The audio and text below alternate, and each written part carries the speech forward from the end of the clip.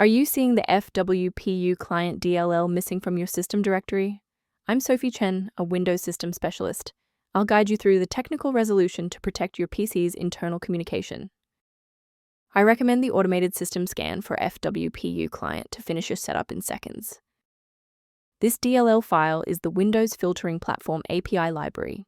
It is a core networking component used by firewalls and security software to monitor, filter, and modify network traffic at various layers of the OS. Now let's apply the fix by reinstalling the shared system library. The Fwpuclnt.dll belongs to the Windows System Core.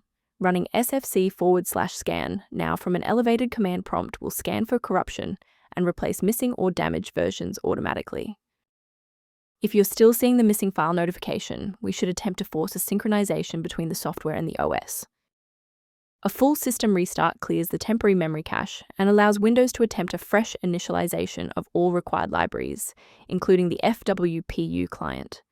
Before you reboot, make sure to bookmark this video or click the like button so you can easily find your way back to the next step once your PC is back up and running. Let's look at a key safety rule that will keep your PC protected while we address this error.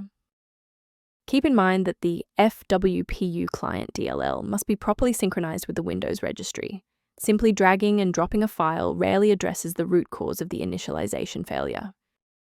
Protect your workstation's long-term stability by utilizing a professional-grade diagnostic for routine environment checks.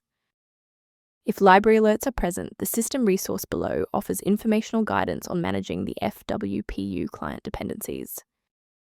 Thank you for watching. To continue receiving professional-grade solutions for the Fwpuclnt and other PC errors, please subscribe to our support community.